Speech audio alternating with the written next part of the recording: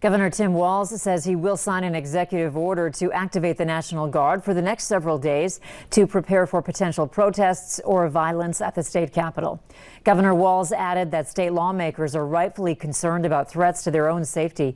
The state is setting up 24/7 hotlines to connect them to state resources and coordinating with police.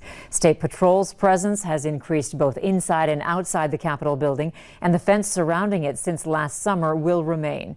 The group Hold the Line Minnesota is planning a peaceful protest on Saturday, and flyers have circulated online about another protest at the Capitol on Sunday. Meanwhile, the governor of Minnesota is planning to visit several American history monuments across the state as part of a call for peace following last week's attack on the U.S. Capitol. The governor's first stop was at the Minnesota History Center in St. Paul today. Tomorrow he plans on going to the Waukesha History District in southern Minnesota. And then on Thursday, he's going to be visiting the Soldiers and Sailors Monument in Duluth. Thousands of National Guard soldiers and airmen from several states are heading to our nation's capital to provide support to federal and district authorities. The head of the National Guard says at least 10,000 additional troops will be deployed to D.C.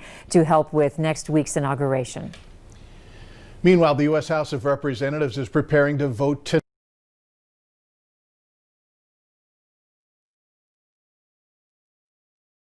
Mike Pence to replace President Trump under the Constitution's 25th Amendment, accusing the president of encouraging the deadly violence at the U.S. Capitol. The time of 25th Amendment emergency has arrived.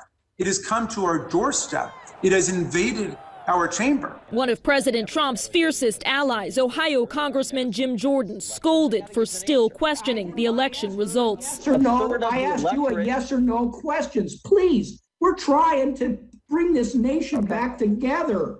Jim, geez. With sources telling NBC News Pence is unlikely to act, the House is prepared to vote as early as tomorrow on one article of impeachment, accusing President Trump of, quote, inciting violence against the government of the United States.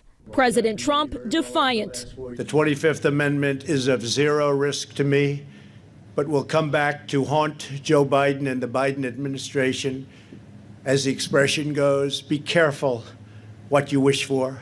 The president breaking his silence today while traveling to the border wall in Texas to give himself credit for what he considers a signature achievement, while refusing to take responsibility for inflaming supporters directly before they marched to attack the Capitol. People thought that what I said was totally appropriate.